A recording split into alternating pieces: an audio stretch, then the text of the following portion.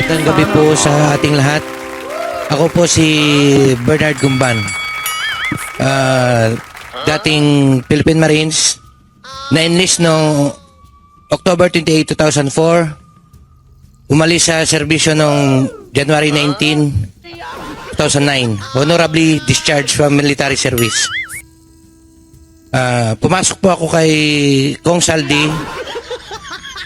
December 8, 2023. Nag-end po ako ng contract is December 31, 2025. Magandang gabi po sa lahat. Salamat po. Magandang gabi, sir, ma'am. Ako pala si ex-sergeant Anselmo T. Taberdo, 791764 Philippine Navy Marines. Pumasok po ako sa training June 1, 1992. Umalis po ako June 4, 2012. Na-hired po naman ako kay Congressman Elsalde Escu November 12, 2024. Na-terminate po 31 December 2025. Yun lang po, sir. Salamat. Ako nga pala si Sergeant Rene Boy Julian, Army Reserve. Na-enlist po ako dun sa reserve ay 2009 at na-hired po ako sa kay Boss Saldi ko February 10 and na-end po ako dyan ng December 31, 2025. Thank you. Magandang gabi po sa ating lahat. Ako po si ex-Staff Sergeant Johnny A. Buduan, Philippine Navy Marines. Na-enlist po ako sa Marines noong 19 December 1992 at nakapagserbisyo sa Marines ng 18 years, 9 months, and 4 days. At na-hired ako kay dating Congressman Saldico noong December 28, 2018. And terminated noong January 18, 2026. Thank you. Magandang gabi po sa ating lahat. Ako po si Staff Sergeant Walter Manalansan, Philippine Navy Marines, retired. Pumasok po ako sa Philippine Marines noon 01 June 1992 at nag-retired po ako noong December 19, 2014 po. Pumasok ako kay Boss Saldi noong February 10, 2025 at na-terminate po ako ng December 31, 2025 po. Yun lang po. Salamat. Magandang gabi po sa ating lahat. Ako po si Hil Navidad Jr., Philippine Navy Marines. Na-enlist ako sa Philippine Marines noong June 1, 1992. Nag-end yung service ko noong 1993. Pumasok ako kay Boss Saldico noong January 24, 2003 hanggang January 18, 2026. Yun lang po. Maraming salamat. Una sa lahat, gusto ko lang magpasalamat sa inyong kagitingan at tapang na humarap sa ating mga kababayan upang isiwalat ang mga pangyayari at mga experience ninyo. Pwede po kahit sino ang sumagot sa inyo pag sa aming mga katanungan. So kahit sino, pwede po kayong sumagot. Unang tanong na ibibigay ko po sa inyo, kamusta naman po ang inyong pagpunta sa NBI kanina? So, ano ho ba ang inyong nararamdaman na kayo ay somehow ay inaakusa ng direktor ng NBI na tila nangangailangan lang ng pera kaya kayo nagsasalita. Pangalawa ay kayo ay sandali lang namang nagserbisyo daw kay Zaldico, pero kung papakinggan natin ang lahat ng pinagsasabi nyo, ang tagal nyo kay Zaldico. Ano ho ba ang pakiramdam ninyo kanina pagkatapos nung hindi natin matawag na interview ito o baka interrogation? Ano ho ang inyong pakiramdam? Kahit sino po pwedeng sumagot. Kanina sir, nung pumunta kami sa NBI, maganda naman po yung trato nila sa amin. At lahat naman po na kanilang tinanong sa amin, amin naman pong nasagot ng maayos. Yes sir, magandang gabi po. Kami po ay nagpapasalamat sa sangay ng National Bureau of Investigation sa pakipag-asikaso sa amin nung dumating kami doon. Very hospitable po sila. Tapos maganda yung approach sa amin. At naiintindihan nila yung side namin at naiintindihan nila namin yung kung ano yung purpose para sa amin. Yun lang po, maraming salamat. Thank you po. Ano ho ba inyong naramdaman kanina na kayo ay hinarap sa NBI? Meron po? Okay. Wala na siguro. Kayon, si Sir. Smooth sailing naman po sir sa kabuuan. Smooth sailing naman. Ayan. Okay. Master. Eto po, pangalawang katanungan natin. Kanina, dito muna tayo sa NBI, ano? Ano ang unang ginawa at ipinaliwanag sa inyo ng investigador pagdating nyo sa NBI para lang sa kaalaman ng ating mga kababayan na ngayon sikat na kayo sinusubaybayan na kayo sa mga balita. So para malaman nila kung ano yung nangyari sa NBI. Kahit sino po pwede sumagot. Sige po. Hello. Bali, ang unang tinanong kasi nila sa amin, sir, is about sa aming serbisyo. Kung talagang kami po ay tunay na Marines at saka tunay na Army. So, naliwanagan naman po sila nung ibinigay namin sa kanila yung mga length of service namin, kung kailan kami pumasok, anong serial number namin. So, doon naman po talaga na kung ano po yung mode of discharge ng mga bautista sa amin, kung ano po yung mga lahat ng mga nangyari sa aming serbisyo. Yun po yung unang tinanong po nila sa amin, mga sir.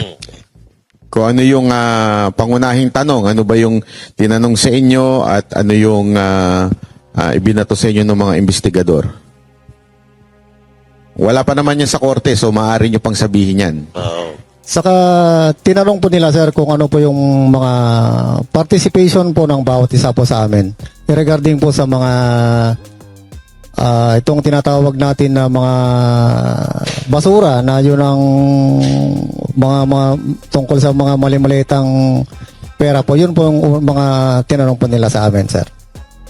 At kung mayroon po kami mga ebidensya na aming ipapakita, yun po yung mga tinanong. Gaano kayo tumagal kanina sa NBI? Matagal ba yung question and answer nyo doon?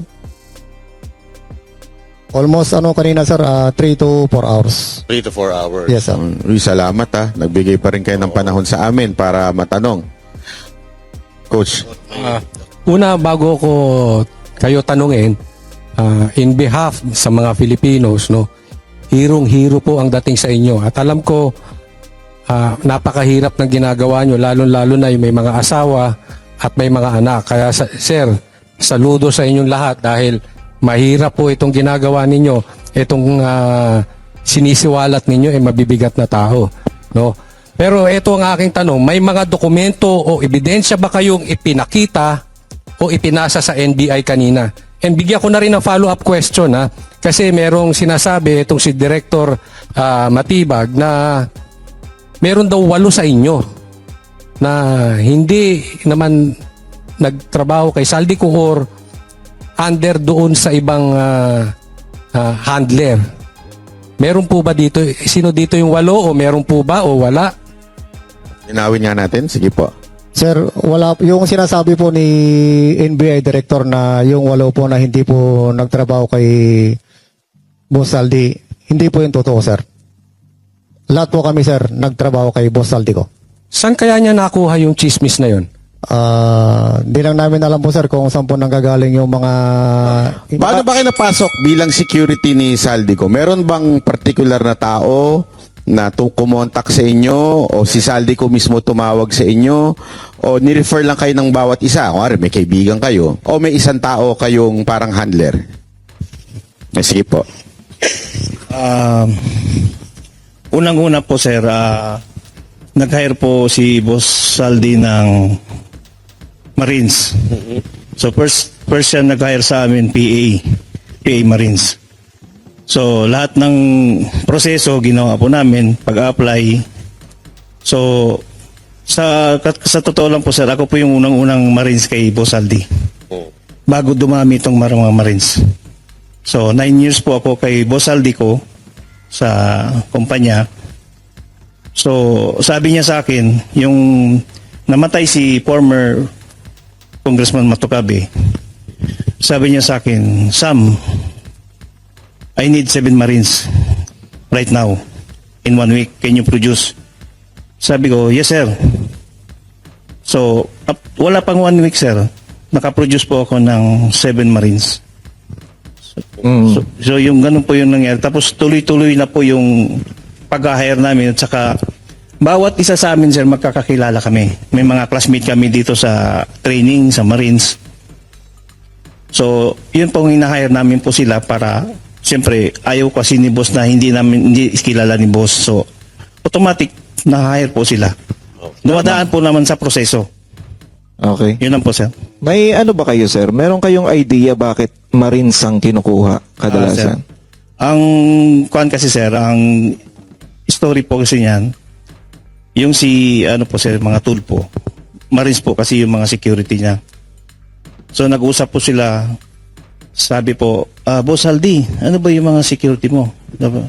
Ganito. Sabi niya, kuha ka ng Marines. Hindi ka iiwan yan hanggang kamatayan.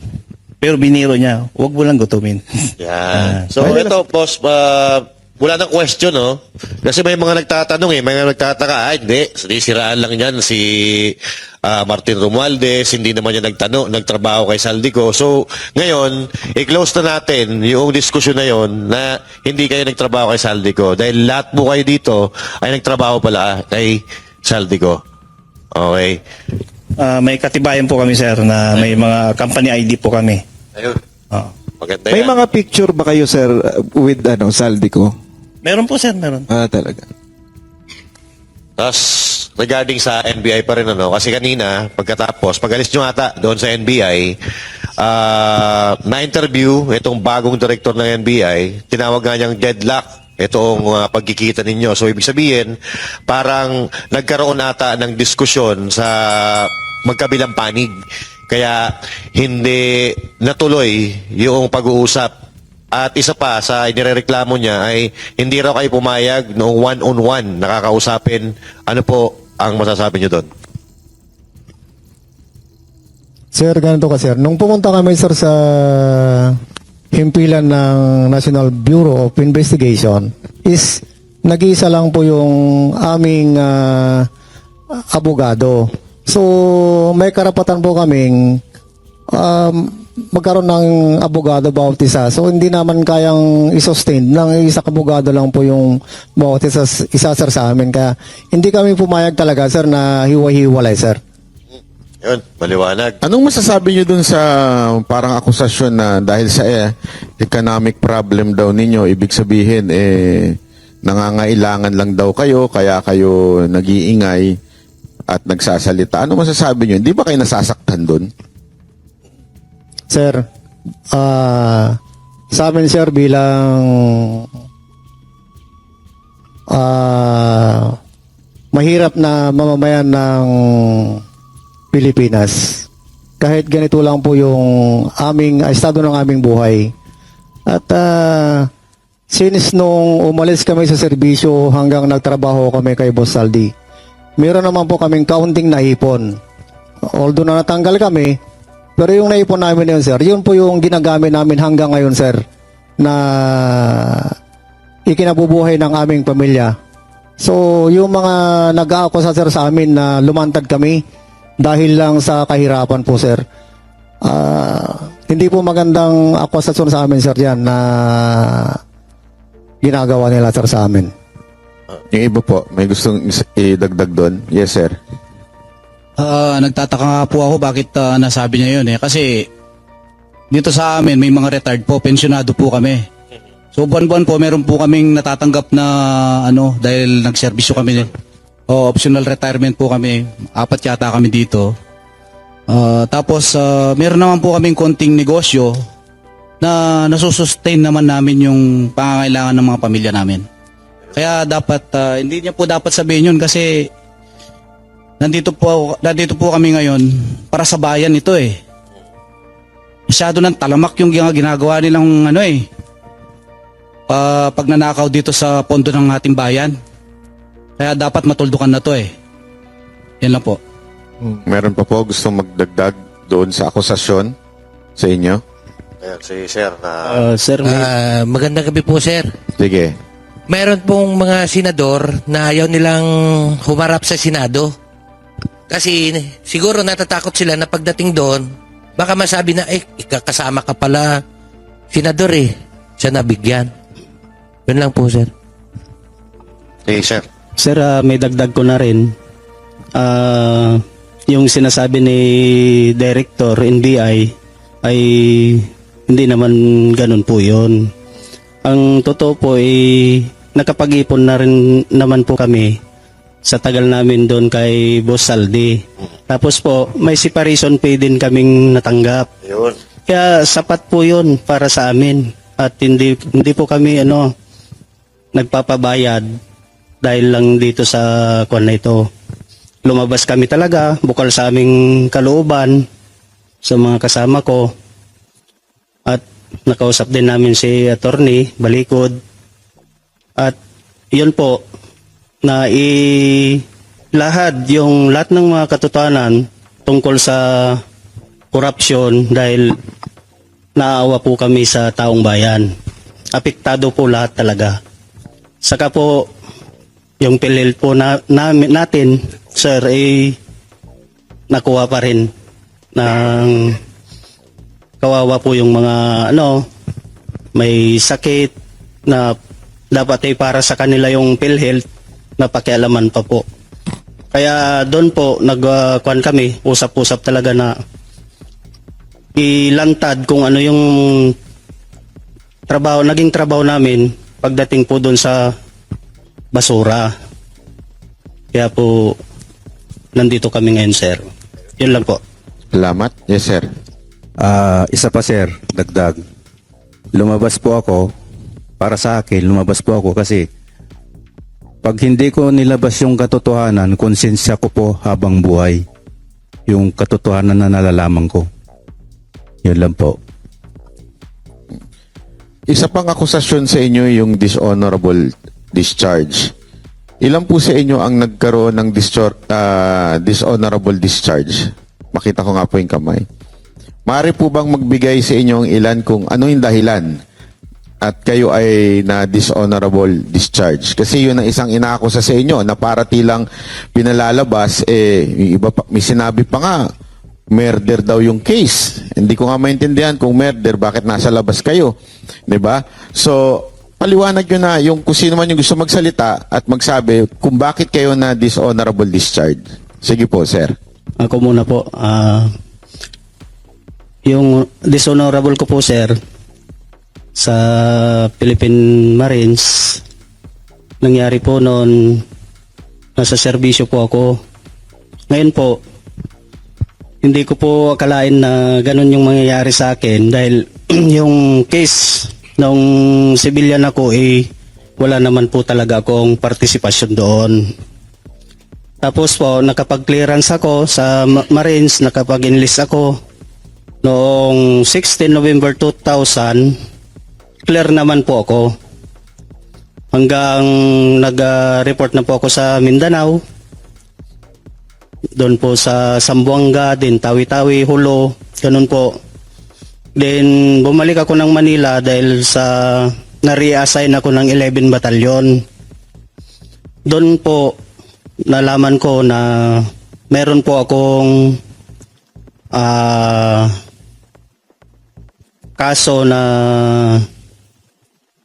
nilabas ng Philippine Navy laban sa akin na nasangkot ako sa kaso. Yun po frustrated murder. Yun po. Then ang ginawa sa akin, na-discharge po ako. Tapos inayos ko po yung kaso ko sa regional doon sa probinsya namin, sa Pangasinan. So matagal po yung proseso kasi po sa korte. Then naipanalo naman yung kaso. Nagkaroon po ng resolution yung case. Tapos pinarnisan ko po yung NBI para makapagkuha po ako ng clearance. Yun po yung naging dahilan ng aking pagka-discharge sa Marines. Although sir, gustong gusto ko talagang magserbisyo. Dahil sabi ko nga, motto ko nga doon sa area, mamamatay lang ako na uuwi. So yung kwan na yun, yung paninindigan ko na yon, buo talaga yung loob ko na magserbisyo sa ating bayan. So masakit yung loob ko dahil nasangkot ako sa kasong hindi ko naman ginawa. Yun sir, naging dishonorable po ako dahil sa nangyaring yon. Pero tinanggap ko pa rin po kasi sumobra na po ako dun sa taon na dapat makabalik na ako ng 5 years sana, nakabalik na ako sa Marines. Ang sabi po ng Navy sa akin ay overstaying na po ako sa labas. So hindi na po ako tinanggap. So linawin ko lang sir, dismiss yung kaso nyo. Dismiss po yung kaso ko sa Prostrated korte po. murder. Opo. So malinaw yon na hindi tumatakbo yung kaso ngayon. Dismiss po. Dismiss na po Tapos yun. hindi kayo pinabalik. Opo sir, ganun po yung nangyari. So yun ang dahilan dahil daw hindi dun sa murder, kung hindi dahil matagal daw kayong nawala. Yun po yung dahilan na hindi ako nakabalik agad po. Sige po, meron pa po bang gusto magsalita regarding dishonorable discharge? Yes sir, magandang gabi po. Sa case ko naman po sir, awol po ako dahil po sa pamilya ko po, problema sa tatay ko noon nagkasakit. So during that time, nasa line ako ng pamamanihikan ko doon sa malayong lugar ng aking misis. So na-hospital si tatay ko dahil sa travel namin. Nagpaalam ako na pwede po ba makapag-extend ma'am sir? Kasi si tatay ko dinala namin sa hospital, nagka-emergency. So, nangyari, hindi ako pinayagan, sir. Tapos, nung bumalik na ako, nag-report ako kahit inawal ako, nag-report pa rin ako. Doon na, sir, na tinuluyan ko na lang talaga dahil parang bumaba na yung moral ko noon, sir. Pero ang issue dito kasi, sir, this is not just about our military background. Ang issue dito, sir, is corruption, sir, eh. Lala na sir, 18 point something trillion ang utang ng Pilipinas. Paano kami sunod na araw sir? Paano yung mga anak? At magiging apo namin po.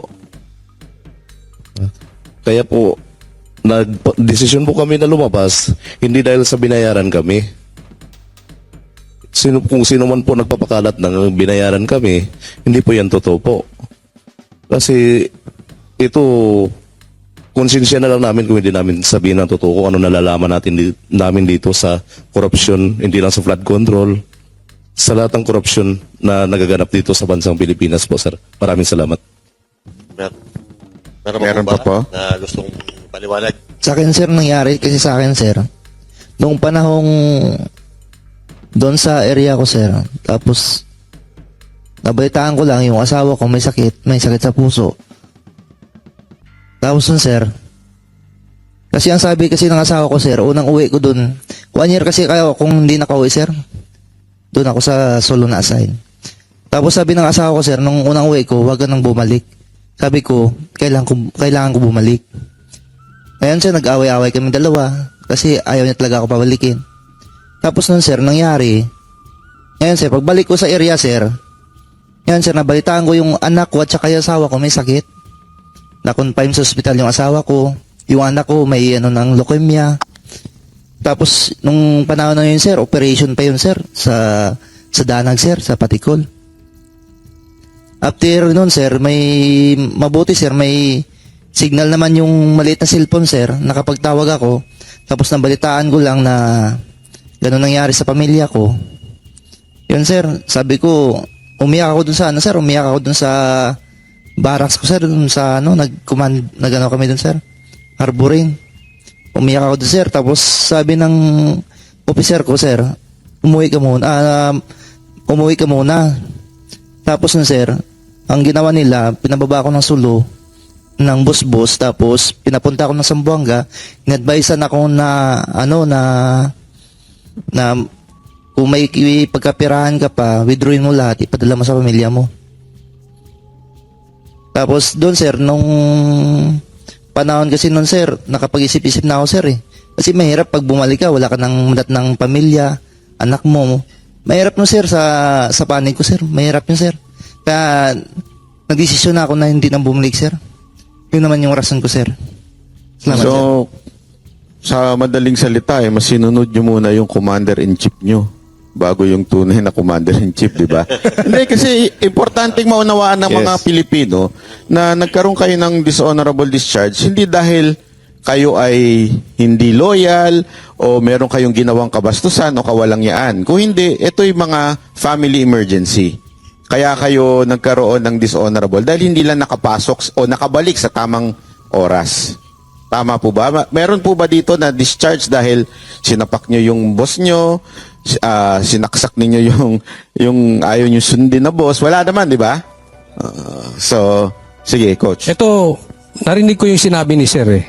Maganda yung sinabi niya na bakit ito nagiging issue sa amin. Ito ay issue ng korupsyon. Sa katunayan, binabanggit ko to sa vlog ko, hindi naman issue kung sila yung pinakamabuting tao sa Pilipinas o sila yung pinakamasama. Corruption yan eh. Ngayon, nakahanda ba kayo? Kasi marami pang ibabatong ganyan sa inyo. Ang sisilipin ay hindi korupsyon, kung hindi kayo. Ang tanong dyan, hanggang kailan kayo, sir? Nakahanda ba kayo na baka araw-araw may bagong ibabato sa inyo at hindi yung maleta o kung saan napunta yung maleta o saang proyekto napunta yung pera ang iimbestigahan? Handa ba kayong harapin yung mga akusasyon? Yeah. Sige, kasi ito yung pagkakataon nyo na makasagot kayo dahil usually sa interview nyo at interview doon sa NBI, ang dating talaga is kayo ang iniimbestigahan eh. Sige, Dagdagan ko na rin na yung tanong na yun para isagot nyo na ng isahan. Di ba kayo natatakot ng inakusahan ninyo ay isang pangulo ng Pilipinas na pinagdeliveran? Sige, Mike po. Sige. Sir, hindi kami natatakot kasi ang sinasabi lang namin dito ay pawang katotohanan lamang po. At based po doon sa trabaho namin, nasaksihan naman talaga namin yung mga pera at kami yung nagdadala sa mga sangay ng gobyerno po natin. Yun lamang po. Okay, may gusto sumagot? Yes, sir. Sa likod. Yung ginawa namin dito, sir, wala naman po kaming sinisirahan eh. Ang nilalahad lang po namin dito, yung katotohanan. Kasi po, tinarabaho namin yan eh. Nagbasura kami, dineliver namin. Nagsasabi lang po kami ng totoo. Wala po kami sinisiraan dito. Yun lang po.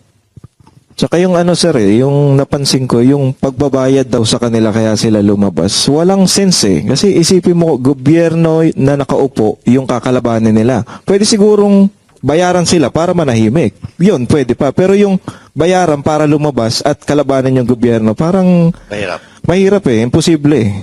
Master. Pero meron na. Meron akong balita. Sino yan? Bulong-bulungan. Binayaran? Na may mga nagtangka magpatahimik sa inyo. Gusto bayaran, boss? Meron yan, sir, magsalita sa inyo tungkol dito. Meron daw nagtangka magpatahimik sa inyo at nag-alok ng maleta. Yes or no? Yes po, sir. Magkano to? Sige, yung sagot po, yung sagot. Hindi naman sir usapan ng malita ito sa pag-offer sa amin na babayaran kami. Pero hindi po kami pumayag doon. Kasi sabi nga namin, kung Tigit po natin yung mikropono. papayag tayo sa babayaran tayo para tumahimik, parang makukonsensya kami sir sa ganun sir na parang hindi namin ilabas yung katotohanan. Pero ito, marami nagtatanong din eh. Sabi nila, parang it's too good to be true. Anong ibig sabihin nun? Parang imposible naman. Sila yung nagdi-deliver ng maleta nun. Hindi ba sila kumupit? Hindi, yun yung mga tanong ng mga tao eh. Hindi ba sila kumupit?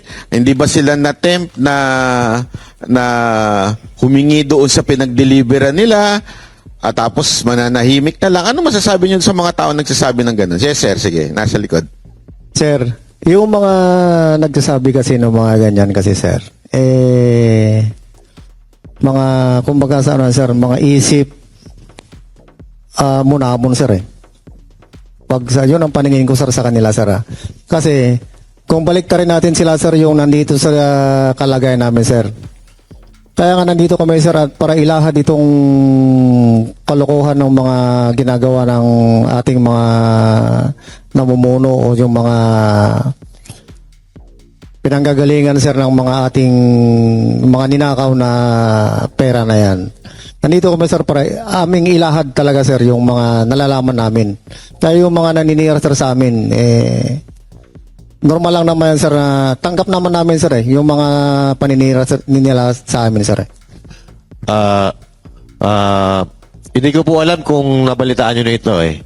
Kasi merong kumakalat ngayon na hindi naman kasikatan na journalist na nakakuha daw kayo ng tig 5 milyong piso. Pabalato naman mga boss. Ano masasabi nyo doon? tig 5 milyon daw kayo eh. Sabi ng isang journalist na hindi naman kasikatan. Pakisagot lang para malinaw po yung issue na yan. Sino kaya yan sir? Dapat itanong yan sir sa ano sir kung sino nagsabi sir sa kanya. Ano ito ng ano eh, kung di ako nagkakamali, dati siyang anchor ng ABS-CBN at ngayon parang may column siya sa isang Yan ba dyaryo. yung bakla? Medyo matanda na to eh, medyo matanda na. Baka na-deliveran din yan sir. Baka na-deliveran din. baka na-deliveran Baka din. na-deliveran din yan sir. Ito, diretso na tayo. Di ba nabanggit ninyo na merong media na pinag-deliveran o merong PR? Maaari nyo po bang sabihin yung pangalan? Kung ayaw nyo sabihin yung pangalan, okay lang din. Pero saan nyo to na-deliver at para saan itong delivery na to kung alam ninyo? Kung may alam lang kayo. Yes sir, para sa akin kasi ako, assign ako sa binanggit na media personality o media, ano sir. Bali, ang activity namin araw-araw and every time may meeting na mga personalidad sa media na kilala din. Kasi parang ano yan, meron nga kami na-deliver sa house. May na-deliver nga kami sa, hindi ko lang muna sa bagitin sir kung ano establishment. Basta bandang, sir. Madirig na siya. Tomas Morato. Diyan din banda. Tapos, alam mo naman sir, maraming mga matitinding mga pangalan dyan. So, sa mga media, meron din nga ako kaming na dideliveran natin sa bahay nila. Every week. Tapos, meron... Once a week to, sir. Yes. Once a week. Meron din po kaming nadideliveran dyan sa station. Sa drop-off lang. Abutan lang. Hindi ko lang muna po sa Maleta o envelope, sir? ano lang naman, yung paper bag lang naman. Paper bag. Yes, po. Ito sir, bago tayo lumalim dito sa usapan natin, gusto lang namin malaman kung paano po kayo nawala sa pagtatrabaho kay Mr. Saldico. Na tanggal po ba kayo dyan pag alis niya papunta ibang bansa o bago pa siya papunta ng ibang bansa? Nung umalis na po siya, sir, sa papunta ibang bansa po. Doon po kayo nawalaan ng trabaho sa kanya. Yes po, yes Pero po. nung nandito pa po siya, nandyan po kayo sa kanya. Andyan po sa Okay, kanya po. okay. Malinaw. Yes po. Sige po, tayo. Sir, kailan nyo na-realize na yung dinideliver nyong maleta o basura, pera na ng gobyerno? Nare-realize ko po nung kasagsagan nung andun ako sa kanya dahil minsan nagpipick up din kami sa Horizon. Inaabot din ni yung EE niya, ni Paul. Ang perang na ginagamit for operation niya kung saan yung may mga meetings. Yes po, ganun po. Kayo, meron bang iba kung kailan nyo na-realize na ito ay pera ng bayan? Meron po? Kailan nyo po na-realize na, uy, sandali, medyo may mali na dito medyo sobra-sobra na tong pinamimigay namin Kailan nyo po na-realize yun? Tapos isa pa dun, sir, yung dito, sir, yung pumutok na po yung flood control. Yung pumutok na flood control, doon na namin unti-unting naintindihan na galing pala doon yung pera. Hindi pala sa negosyo, hindi lang pala sa negosyo ni boss. Okay. So ang paliwanag ni Saldico, sa negosyo niya yan.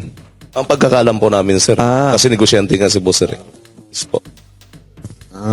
So, okay. So, naintindihan ko na. Kaya, kasi tinatanong ng iba, bakit ngayon lang kayo nagsalita na ganito? Meron pala, noon pa, meron ng ganon dahil sa negosyo niya. Yes po, sir. Okay. So, maliwanag sa atin, no? Nung pumutok yung flood control dahil na-fact check ng kalikasan, doon nagduda sila, sir, na ito palang hinatid natin na pera, galing pa ito sa kaban ng bayan. Pero eto, ano po ang masasabi ninyo doon sa statement ng isang mambabatas na kahit daw 5 taon kayong mag-deliver ng maleta, hindi kayo makakapag-deliver ng 805 billion. Totoo ba yun? Kasi doon sa ano nyo, 805 billion, di ba? Sabi ni Atty. Baligod. So kahit daw 5 taon kayo na maghakot ng maleta, hindi daw mabubuo, mahirapan daw mabuo yung 805 billion. At sinabi, papasubok daw sa inyo sa NBI. Pinasubok ba? Hindi naman po pinasubok na NBI sa amin. Sir, lapit lang po natin yung mikropono pag sumagot tayo. Sige, sir. Ang sistema kasi, sir, ang sabi nung sa balita, paano bilangin yon? Binibilang sa machine. Pero sa pagbilang ng mga EA na nakikita namin, naka-bundle na yan, sir. 1 million, 20 million. Ganun na yung bilangan, sir, hindi na mas sa machine. So, hindi kayo nagbibilang, yung EA. EA, sir. May idea kayo kung nasaan yung EA ngayon? Ito yung Paul at Mark, di ba? Yes, sir. Wala din kasi yung balita po, sir, Wala. Wala din po. So, kayo, basta hindi nyo naman siya binibilang na, basta dinadala nyo na lang bulto-bulto, 1 million, isang manok, di ba? Yes, sir. Pero nandun kayo, sir, nung kasal, nung aid ni Saldico. Wala po ako nun, sir. Kasi matindi daw yung handaan, boss eh. Nung kasal May king crab ba doon? May king crab? May king crab. Ayun. Nandun ako, sir, nung ikinasal si Sir Paul Estrada. Ayun. Dahil ako yung driver ni Joey de Guzman nung time na yon. So talagang bunggang-bunga, sir, may Ferrari pa nga eh. Saka Ferrari saka big bike. So big time talaga. So sa tingin nyo, sir, nakinabang din yon? Sa tingin nyo po, nakinabang din yon yung tao na yon? Yung kinasal? Sigurado yan, Yes, sir. sir. Yes. Sigurado. 100% Yes. yan, sir, 100%. Oo, kasi nag-viral yun, boss eh. Talagang matindi daw yung handaan, tapos mga bigatin yung mga bisita eh. Kaya yun.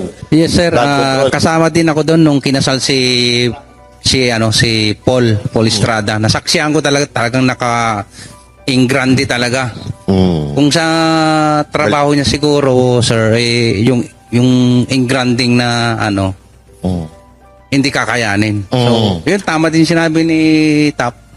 May doon, may sasakyan pa nga eh. Mustang ba yun o ano? Ferrari. Oo, Ferrari. Regalo. Tapos mayroon pa siyang big bike na doon. Kaya nasaksihan ko talaga. Balikan natin yung pag-alis ninyo kay Saldico.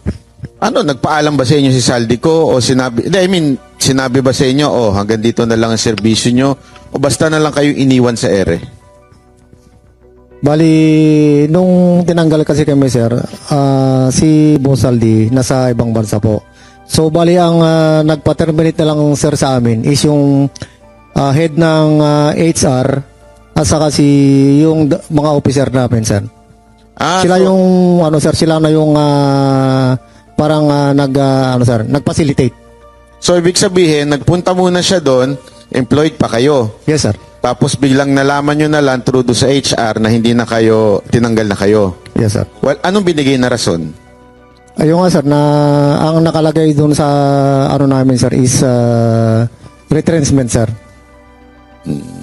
Hindi, kasi kaya ako tinatanong yan kasi ang tanong is baka naman dahil daw bitter kayo kay Saldi kaya nyo nilalaglag na si Saldi at yung mga katrabaho o yung kanyang mga kanegosyo. Anong masasabi nyo doon? Sir, ang masasabi ko dito, nung tinerminate na po kami, ay wala na po kaming magawa kasi ang sabi po sa amin, wala na po silang may pasahod sa amin. Eh, tinanggap na rin po namin. Kaya po nakuha namin yung separation pay namin. Opo. Then, nung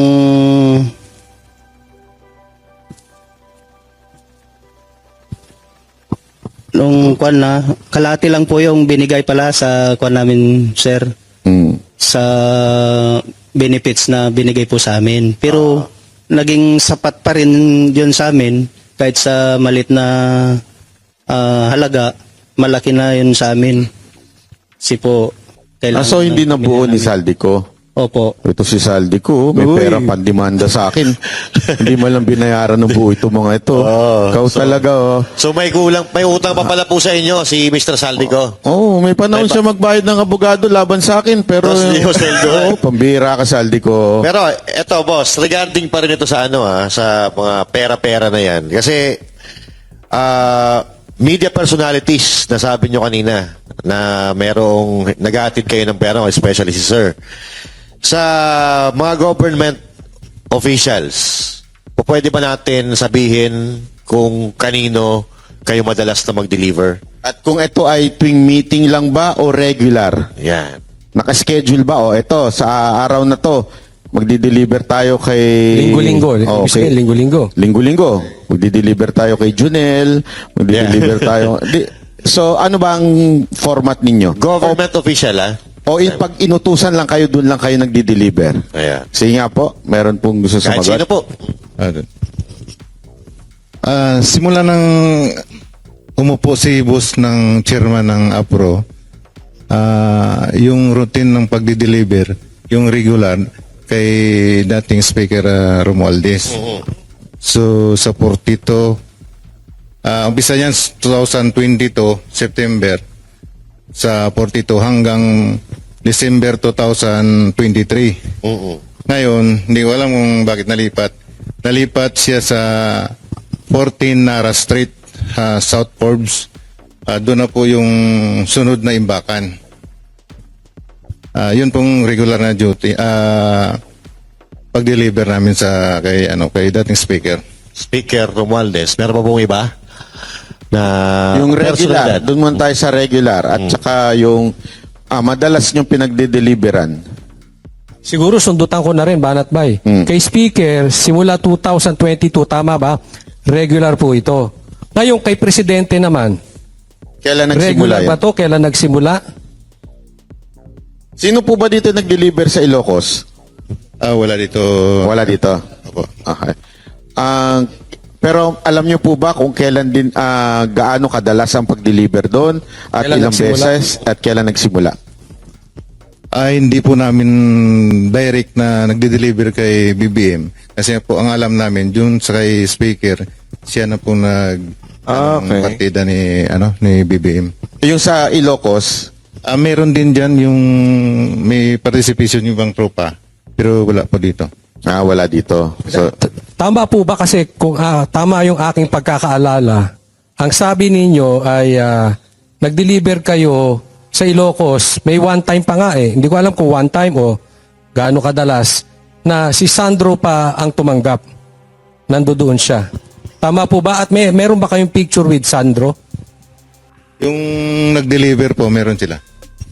Ay, yung nag-deliver, may picture kay Sandro? Apo. Kay, na tinanggap niya yung pera? Ay, yung dineliver po nila. Kasi nagpa-picture sila doon sa bahay po. Okay. kay ano po, kay Speaker Romualdez, may picture po ba kayo? Mostly kasi yung nagre-receive dyan, yung ano niya, Mayordoma po. Sa 42.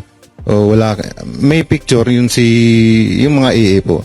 Minsan mag-picture nga umiiwas kami kasi hindi man kami iniisip namin na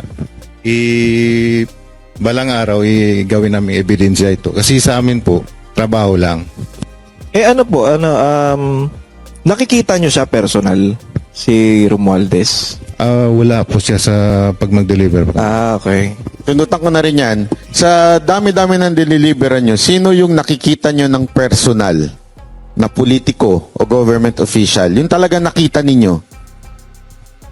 Kahit hindi tumanggap pero nakita ninyo? Sa townhouse naman, marami pong politiko diyan na pumupunta at nakikita po namin na paglabas nila, meron na pong dala na paper bag, expandable envelope. Kasi yung dala-dala po nila, kami pong nagdala yan galing sa Horizon, pinakarga sa van para pagdating doon sa Saan yung townhouse. townhouse? Manila Polo Club Townhouse. Sir, sinong sila yan? Sinong nila? Sino-sino tong mga to? Marami po dyan. Mari po ba kayo magpangalan? Nang naalala ninyo? Sa akin nakikita ko, 2 beses si Senator, si Kong De Lima po. 2 beses ko siya nakita. Oo. Yung iba po. May bit-bit ba siyang expandable na, no? Meron po, meron. Ayun. Meron siyang bit-bit mismo. Siya mismo yung bumit-bit. Boss, linawin lang natin kasi ito nakikita natin sa social media, itinanggi ni De Lima. So gusto namin marinig sa inyo mismo na si Congressman De Lima ay nakita nyo na may bit-bit-bit-bit. Yes po. Opo, sir. Ayun, malinaw. Kasi Iba ata siya congressman. No, hindi pa. Pero anong nararamdaman ninyo? Sigurado naman napapanood nyo yung news, di ba? Ano yung nararamdaman ninyo na, eto nakita ko to diniliberan pero deny ng deny ngayon. Anong nararamdaman ninyo? Sir, yung may... Naiinis, sir. Nainis? Kasi parang kami pa yung lumalabas na mali. At sinungaling. Mukha nga inisis. Oh. Sino pa? Kasi hindi naman po namin sasabihin yun kung halimbawa ko lang po, sir, no? Ordinaryong mamamayan lang po ako. Paano ko po malaman yung bahay niya kung hindi ako napunta doon? Yun. Makes sense. Tama. Oo. Ito pa, boss. Di po ba, sir? Sino pa po? Ano yung nararamdaman nyo tuwing napapanood nyo sa TV? Itong taon to, deny ng deny, dinimanda pa yung abogado namin. Talaga namang tumanggap siya. Sir, isa lang masasabi ko, don't shoot the messenger. Yun. Magaling. Ito, diretsuin ko na yung tanong siguro. Diretsuin ko na. Si Senator Soto, meron bang nakapag-deliver kay dito? Wala, sir, magano. Kasi minsan ginawa niyang Itbulaga eh. Ang timeline, sir, nung ako yung dyan, yung team advance. Ikaw. So, nauna kami sa area sa Baclaran, sa building. Sa opisina yata dyan, sir, sa Baclaran. Ngayon, pagdating nila ni boss, ako nag-guide dun sa baba. Kasi sa baba may daan dun, sir, eh. May elevator paakyat. So, pagdating nila, ginaid ko. Tapos, bumaba na sila ni boss. Umakyat sa elevator. Tapos, yung ibang tropa, bumaba din, dadala rin ibang malita. Ako, yung 2 malita mismo, dadala ko. Tapos, tinulak ko para makasabay sa kay boss, paakyat yung 2 malita. Sino itong boss? Si Saldico? Sino yung boss? Si Boss Saldico po. So, kasama si Saldico na nag-deliver kay Soto? Opo. May nagsalubong lang na Elevator. sa elevator. Tapos kasabay niya, paakyat. Tapos yung malita, kasabay rin po. So, sino tumanggap? Sino tumanggap pagdating sa taas? Kasi hindi na kami umakyat no sa taas. So yung mga boss na lang ang nag-usap? Opo, kasi building po ni Senator Soto po yun. So, pero okay. Building, ano? ito pong building na to kay ano talaga, confirm kay Senator Soto. Opo, kasi nakalimutan ko pero may pangalan doon sa taas eh. Baka tanggalin na nila yun. Hindi ko alam, sir. kasi ang ginagawa niya Itbulaga eh. Pero ikaw, di ba, nakita mo mismo yan. Sa sarili mo, ikaw mismo nagbitbit ng 2 maleta. Ano nung nakita mo sa news na dumidinay si Soto? Anong nasa isip mo? Sa isip ko sir, parang natatawa lang ako sa sinasabi niya na baka hanapin ng misis niya yung malita na yon. Pero sa akin naman, hindi naman ako magsabi ng sinungalingan kasi ako mismong nag-abot kay boss pasabay doon sa elevator. Kung alam mo, kung totoong di umano nag-deliver kay Soto at hindi alam ng asawa, saan kaya napunta yon? Ay, yun lang. So, yari tayo dyan. So, sino naman yung kumuha sa Bucor? Yung, di ba, meron daw ng galing na pera mula dun sa Bucor tapos dinala sa bahay ni Saldico? Dinala po sa basement 3, sir, sa Shangri-La, sir. Basement 3 ng Shangri-La. So, from Bucor? Hindi ko po alam sigurado kung galing sa Bucor mismo, sir. Paano mo, saan mo kinuha? Bali, dineliver po, sir, ng 2 sasakyan, sir. 8 malita, 4 na large, saka 4 na medium size. Medium Hindi, paano mo nasabi yun na... Kasi yung nagmi-meeting, sir, si Bucor Katapang at saka si Boss Saldico doon sa Shangri-La, sir, sa High Street. Nagpasama po si Paul Estrada, sir, na kung pwede pakisamahan siya para i-diskarga yung mga laman ng pick-up, yung mga 2 sasakyan, sir. So, linawin natin. So, may meeting si Saldico at saka si Katapang. Yes, sir. Kanino yung sasakyan na pinagkuhanan ng maleta? Sa inyo ba? O hindi nyo Hindi sa amin, sir. So hindi galing sa inyo, nagpasama lang si Paul para kunin, tapos inilipat. Iniakyat namin sa number 56 Horizon Home, sir, sa condo unit ni Boss Saldico. Okay. Ano to, one time lang ba to nangyari o regular na nagbibigay Sa partisipasyon ko, sir, 1 beses lang ako sir. Ano ba sa iba na... Actually, sir, 2 kami noon nagpunta doon sa baba ng Shangri-La sa lower level 3. Kami nagbuhat noon, lipat sa sasakyan namin. Tapos inakyat namin doon sa 56 sa Horizon. Saka may mga iba pa kaming mga kasamahan, sir. Tulad nila... Pero 1 beses lang to. Sa akin, sir, 1 beses lang, sir. Sa akin din, sir. Yun na lang yung 1 beses. So after nyo matid, alis na kayo? Yes, sir. So wala namang pag pinag-deliveran, kinuha ni Saldico yung kalahati, tapos, ito, dalhin nyo na sa iba. Walang ganon? Wala ganun, sir. Siguro, nung pagkatapos nung ibang araw, yun na, deliver na yata kung saan yung ipa-deliver po. Meron pa po ba dito na naalala na pinag-deliveran ninyo na kayo mismo personal nakita ninyo o alam ninyo na ito ay sa particular na tao na ito? Meron po ba kayo naaalala? Sige. Sir, ako sir, nag-deliver po ako sa residence ni former Senator Trillanes. Sa bahay niya? Correct, sir. Okay. Maleta o envelope? 2 envelope. Hindi mo binibilang yung laman nun? Sir, ang concern talaga kung sino nagbibilang dyan, sir, ay yung mga AE. Kasi kami, sir, driver bodyguard lang. So, ang concern lang namin, magmaneho, ang pagbibilang ng pera, yung mga AE. So, nung diniliver mo sa kay Trillanes, siya ba ang tumanggap? Tao niya ba? Sir, yung pagdating na namin doon sa bahay nila, si Mark Tixay na po yung pumunta doon sa loob ng bahay. Paano mo nalaman ng bahay ni Trillanes yun? Sir, 2 beses po ako nagpunta doon. At saka yung bodyguard niya ay nadoon kabats ko din. Okay. Okay. At saka, isa pa sir, dagdag ko pa. Noong panahon na nagdadrive pa ako kay Joey De Guzman, Dalawang beses ko din na sinundo doon sa may DBA, Dasma Village, Makati, si former Senator Sonny Trillanes. Kasi ayaw niya magpakilala, sir. So hindi ko alam kung bakit ayaw niya magpakilala. So sinundo ko doon sa may gate ng Pasay Road. May nabanggit kang Joey De Guzman. Sino ba ito? Ito ba yung media personality? Media siya, sir.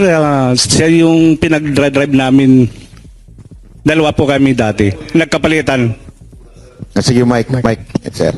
Bali ako yung nandun una, sir, 2024, andun ako. Kay Joey De Guzman. Yes po. Nung nalipat ako sa team ni ni Madam, ni Maylin Arco, si Top Taberdo na pumalit sa akin. Ganun pa rin yung aktibidad namin, sir.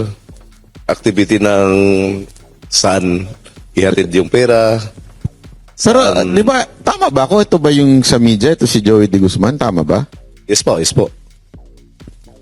May mga kasama pa yan sila, sir. Hindi ko lang muna baggitin kasi nasa private individual. Wala din po sa affidavit. Okay.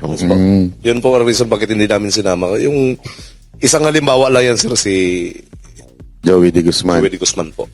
Pero siya, nakakatanggap din. Possible, sir. Meron Yes, pa, sir. sir. Ako po, sir, kay dating Senator Trillanes, nakapag-deliver din po ako doon ng 2 beses sa residence niya. Folder o maleta? Yung una po naming dineliver doon, sir, ay paper bag. Oo. Tapos, kasama ko po noon si Paul Estrada, yung iipo ni Kong Saldi. Yung pangalawa po, 6 na malita yon, kasama ko na po si Mark Exay. Yung II din po yan ni boss. Kaya kung ano man po yung inaano niya sa TV, todo deny po, imposible naman siguro.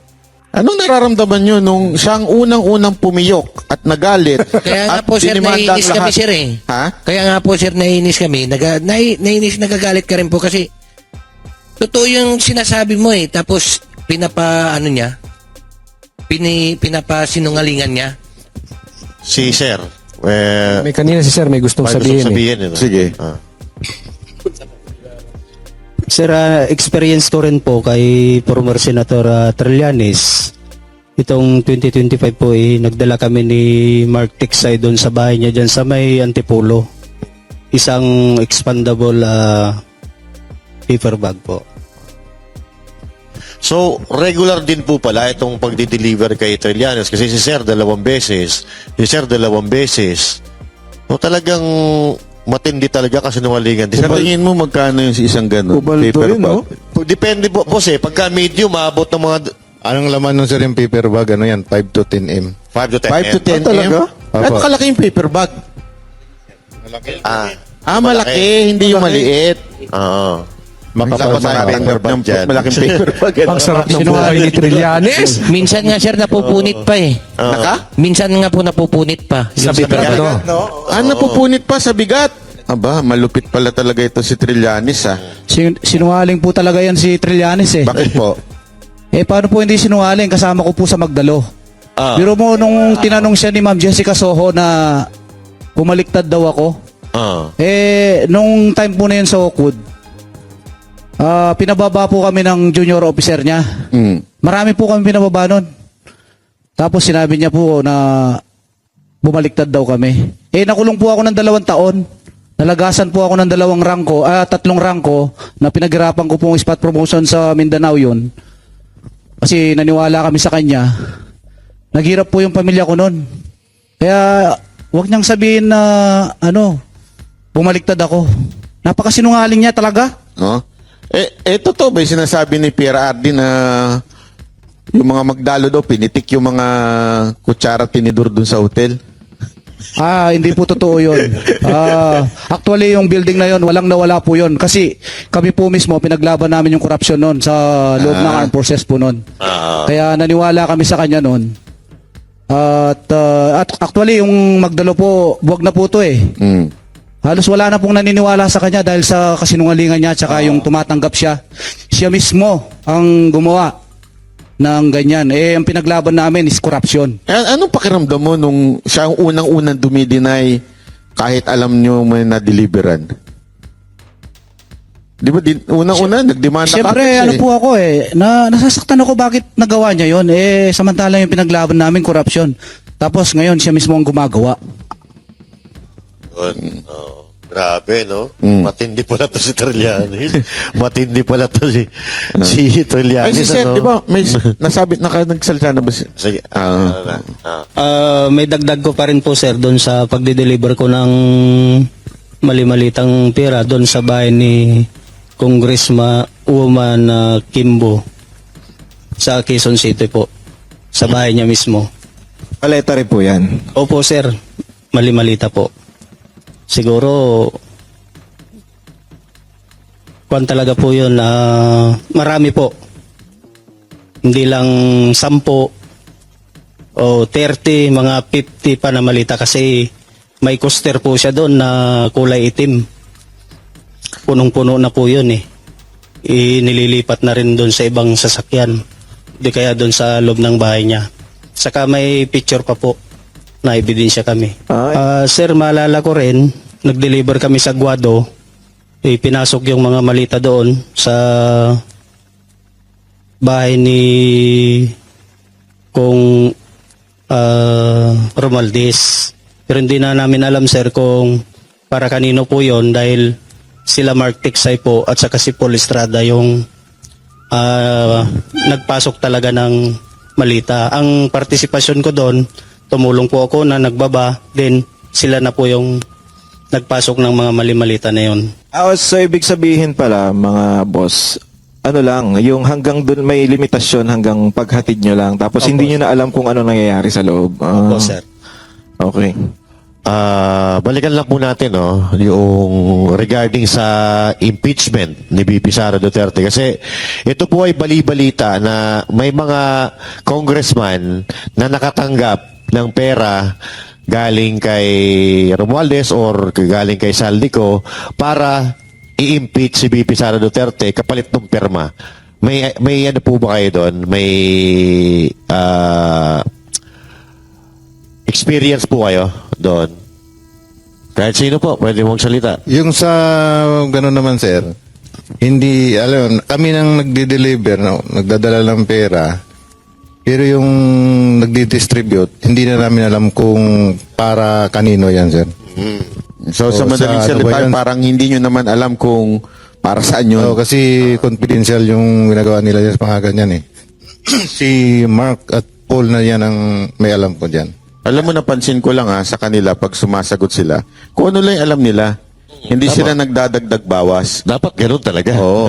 Kasi yung iba talaga Iba, binabawasan yung sinasabi nila o kaya dinadagdagan. Sila talagang honest Kung ano lang yung nalalaman nila. Yes. So baka may tanong ka. Ano po, ito, dahil dito sa mga nilabas nyong to, dahil buong mundo buong Pilipinas nakatutok sa inyo.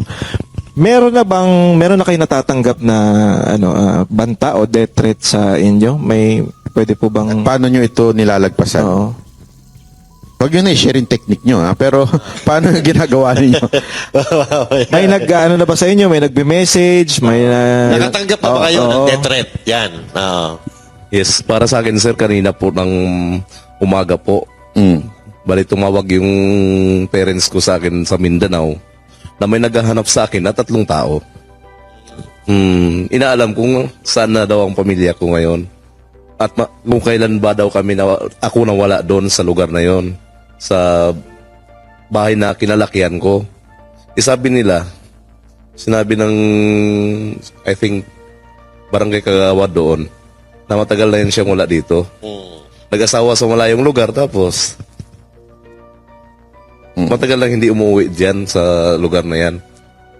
Yun ang sinabi ng kanina doon sa kaninang umaga lang po.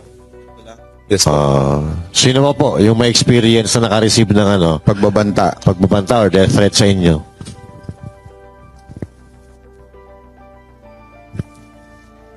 Sir, yung pagbabanta kasi noon na ginawa sa amin ng isang officer namin is na pagka itong kung lumabas kayo, ang sabi doon sir, kung lumabas kayo, siguraduhin lang ninyo na mapataob nyo itong gobyerno.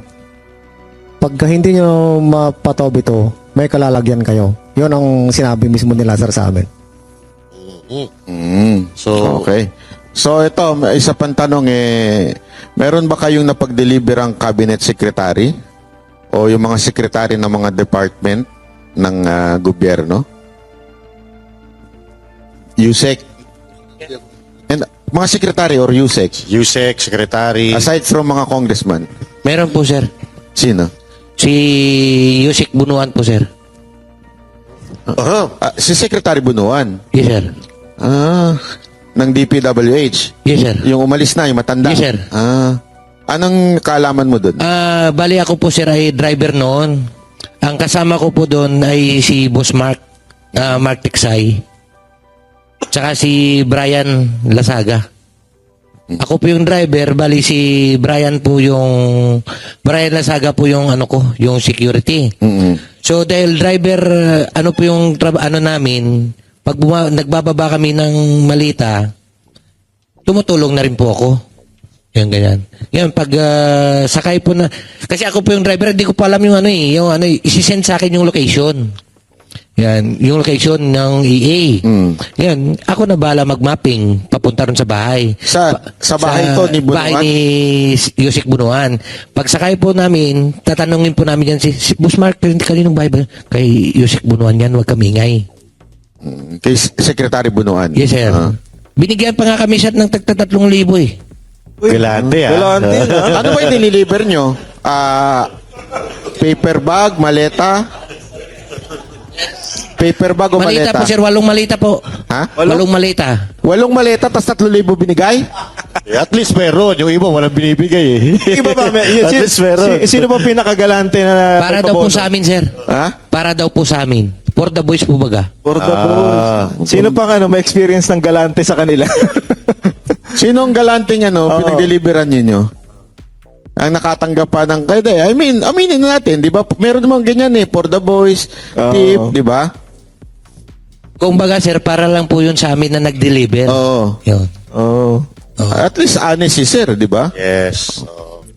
Ito, sa Comelec, nag-deliver po ba kayo? Gusto namin marinig sa inyo kasi narinig namin sa social media.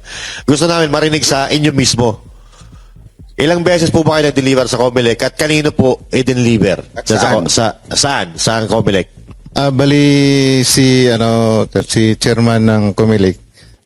Sino po? Chairman ng Comelec po, Garcia. Okay. Hindi man namin diniliver talaga sa kanya. Nakipag-meeting sa kay boss sa Maidas Hotel. Tapos yung dala na malita, 2 beses kasi siya meeting. Bali, yung EA na po yung nag-transfer doon sa sasakyan, pa yung dinikit nila sa parking. 2 beses po yun na nangyari. Ilang maleta, tsaka kailan to? Before the election ba to? Bago mag-eleksyon, tsaka yung after ng eleksyon. 4 na malita po. 4 na maleta yung down payment. Tapos yung kabuuang bayad, 4 ulit. Parang ganun. Tigda-2 po. Dalawa. Medium size. Medium size. Sir, magkano sa tingin nyo yung isang medium size na laman? Parang 35 to 40 M. 35 to 40 million. Curious lang ako, no? Pag binigay yung maleta, mamahalin din yung maleta, pati yung maleta sa inyo na. Ganun ba? Wala nang balikan yun, no? Pag, babalik para lagyan ulit. Sa kanila na po yun. Doon na yun. Sige. Na-curious ako dun sa Rimowa kasi ang mahal nun eh. Original po ba na Rimowa yun? O galing dyan sa tabi-tabi lang? Yung mga peke? Okay. Yung mga Class A na tinatawag na tinitinda sa Green Hills sa Divisoria, ganun po ba? Yan po, sa mga Green Hills. Tapos yung Ang mahalaga Divisoria po. maihatid no? 999, baka buy one take one pa yun. No? So, linawin natin, dalawa nung una, na ang tiglalaman ay 35 to 40. So, sabihin na natin 35 plus 35, 70, plus pagkatapos 35, 35, 70. So, 140 ang total. Ito, how about delivery kay Secretary Anyo at saka Secretary Pangandaman at Secretary Tio Laurel? Meron po ba kayong kaalaman dyan sa mga sekretary na to? Townhouse na yan, sir. Ha? Townhouse po. Sa townhouse, pumupunta sila. Yes po. Kamiting nila si boss tapos si speaker. Ganun. Hindi, pero ka-meeting lang o nag-abot kayo o nagdala kayo ng maleta doon sa sasakyan nila? Hindi kasi mula doon sa may Horizon, sir, may dala na kami ng paper bag. Yung paper bag, pinapasok namin doon sa Unit 8. Tapos doon din sila nag-meeting. Pagtapos meeting po, paglabas nila, dala na nila yung paper bag. Hindi, pero nakita niyo yung mga sekretary na binanggit ko. Opo, andun sa So, kilala ninyo? Opo, sir. Paano ba maging sekretary? Hindi ko alam Oo nga eh. Parang turo lang eh. O, ikaw na. Pumapaldo pala dyan, no? Oo. Alam mo, dapat yung kanta sa kanila yung yung gaano kadalas ang minsan. Parang yan lagi ang Pagkalata naman yung edad mo, Butch. Yun, so, Sa Quadcom. Ayan, sa Quadcom, meron bang nakapag-deliver sa inyo? yung nakapag-deliver sa House, yung mismo sa Kamara, sa Congress. Sa amin sir, sa team ni boss, halos naman na alam naman na may dala kaming pera, paper bag. So, tuwing pumapasok kayo, di ba, siyempre, pumapasok pa si Zaldico at that time. Chairperson pa siya ng APRO, di ba? Apo. So, may bit-bit kayo. Galing sa Horizon Homes po, ikakarga niya sa sasakyan. Dala-dala na po sa Congress. Tapos, iakyat namin doon. Yung na po yung mag-distribute. Ano to, maleta o paper bag? Yun po. Paper bag. So, pinapasok nyo, saan nyo pinapasok sa Congress?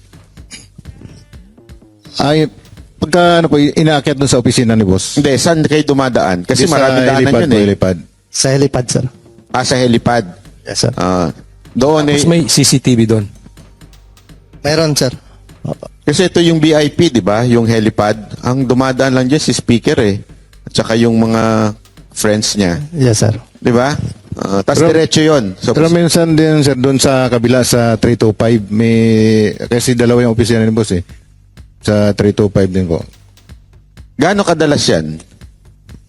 Anong Quadcom po, pag may every na mag-meeting, meron pa kaming dadala. So pag may hearing, may bit-bit kayo. Opo. Hindi nyo lang alam kung saan na napupunta. Pagka labas ba ninyo, bit-bit nyo pa rin yun? Hindi na po. Alam ko sa mga member po ng Quadcom po ibibigay. Teka muna, tanungin natin to Quadcom na kasi gusto natin to eh. Parang mainit ka sa Quadcom. Hindi naman. Tuwing may meeting ang Quadcom o may hearing, ilang maleta, lahat ba sila o panggrupo yung ibinibigay ninyo? Maleta ba? Folder? Paper bag po, individual naman pagbigay sa kanila. Yung iba na hindi na hindi na bibigyan sa townhouse na po. So yung pinapasok ninyong paper bag, 4 million ba o mga 2 million lang? Ano po yung laman minimum po 5 to 10 M po. Kano magkano? 5 to 10 M. Ang isang envelope. Hindi, isang paper bag. Isang paper bag. Yung expendable envelope, bali 2 M lang yung laman po nun. Gaano kadami yun? Yung paper bag? Marami naman po. Marami. Kaya pala sipag nila hearing. Pwede araw-araw. Pumapaldo pala. Oo nga eh. Ito. How about Senador Escudero, Ligarda, Erwin Tulfo, at gaano kadalas? Doon po sa kay Senator Ligarda po doon sa bahay niya. Sa Batangas? Sa Forbes. Dito. Sa Forbes. Opo. Kasama po mismo si Kong Saldi nun, sir. Ano to, senador siya o congresswoman pa noong time na to? 2024 po yun, sir. 2024. Senador na. Senador na. Pag meeting niya doon, si boss, pagpasok nung libo ni boss, binaba namin yung 2 maleta. Ilang beses po yun? Gano'ng kadalas? O isang beses lang? Para sa akin po sir, isang beses lang po sir. Andali, 2 maleta? Yes sir. Bama. Medium yan, sir. Medium sir. Medium? Sabihin na natin, medium. Medium to, 35, large. 35, 70, Medium po sir. 70. 999 na. Bakit hindi, eto, nagtataka lang ako, bakit laging medium, hindi large? Mabigat. Mga 3 tao, sir, kung alanganin ka magbuhat. Di ako, kaya ko yun. Ako. Bigyan mo nga. Kakayanin mo. Joke lang. Tapos, doon po kay Senator Escudero, kasama din po namin si Boss Saldi noon. December po yun, sir, 2024. Doon sa bahay niya sa New Manila. 4 na maleta rin po, sir. Etong mga nangyayaring, eto, di ba, pinag-uusapan natin yung ginawa ninyo sa NBI. Kasi etong paulit-ulit na tinatanong nung time na in-interview namin si Attorney Baligod na baka naman katulad din yan nung kay Gutesa na sa simula lang, tapos pag tinakot yung pamilya, naintindihan natin, ako naintindihan ko yung nangyari kay Gutesa, napakahirap nga rin naman. Sabi nga nila i-bash ka na at lahat, gawin na sa'yo lahat, pero pag ang pamilya mo na, dudugo na yung puso mo dun, di ba? Alam natin yan. Pero kayo ba, kasi yan ang tanong sa amin siyempre, di man namin masagot, kayo po ba, hanggang kailan kayo, at sigurado ba kayo hanggang dulo, itutuloy nyo itong laban na to? Sige po, kahit sino po. Hello sir, para sa amin tong tropa na to sir. Kung anong naumpisahan namin, hanggang dulo na ito. Wala nang iwanan. Tatapusin na namin kung sana nga matuldukan na to Kasi naumpisa na namin to. Hanggang dulo na ito. Paano sir kung merong mag-Trillanes sa inyo? Malabo. Malabo mangyari. Malabo. Malabo si Medyo Trillanes, ibang breed yun, ano? Mixed breed yun. Sige po. Meron pa iba? Hindi po gawain ng Maris yung ganun, sir. Hindi po gawain ng Maris yung ganun, sir. Yung ginagawa ni Trillanes. Sa amin nga, sir, sa dami-dami naming malita, dinadala kung saan-saan. Kahit 1,000 man lang, kasi 1,500 na ang laman yan. Hindi pa kami nakatikim yan na magkuha dyan. Di ba? Pero ito honest to sa akin lang ako talaga humahanga sa ginawa ninyo. Dahil pwede naman kayo manahimik Pwede naman kayong mabuhay ng mapayapa, di ba? Alam naman natin ang gulo-gulo na ng mundo. Pwede kayo mabuhay ng mapayapa, pero nagsalita pa rin kayo. Napakahirap niyan Ako nga pag nagsasalita, ang dami kong kasong kinaharap paano pa kaya kayo na talagang ang binangga ninyo at talagang detalyado ang sinabi ninyo, talagang kita nyo, ilan na demanda ninyo ngayon? Di ba lahat ata ng binanggit ninyo, dinimanda na kayo. Anong nagbibigay sa inyo ng inspirasyon na tumuloy-tuloy dito sa laban na to? Nagsalita kami sir dahil sa kapakanan po at kinabukasan ng ating bansa, lalong-lalo na po sa aming sari-sariling pamilya at sari-sariling bayan. Kasi alam na namin na napakatalamak na talaga ng korupsyon dito sa bansang Pilipinas. Kaya kailangan natin tuldukan dito, sir. Magtulungan tayo, lalong-lalo na sa mga taong bayan, na suportahan kami kung may suporta kayo sa amin through our emotional o hindi naman kami humingi ng financial, sir, kasi sanay kami sa hirap, sir. Sanay kami sa gutom. Simulat sa pula pumasok kami ng military, yun na yung na-train sa amin, sir. Hindi kami tumatanggap ng kung anong offer sa amin, sir. Hindi, nakasuporta ang taong bayan sa inyo. Yan, nalaglag. Sige po. Sir, kailan pa at saka saan pa? Kasi may kasabihan nga tayo, sir, the evil triumphs when good men do nothing. Yun. Eto sir, mga sir, halimbawa, wag naman sana. Pero kadalasan po kasi parang ginagamit yung pamilya para panghinaan kayo o matras kayo sa laban. Bawat laban na sinusong, lagi po nangyayari yan. Paano po kung gamitin ang pamilya nyo para patiklupin kayo? Hindi nyo po ba naisip yun na madedelikado ang pamilya namin?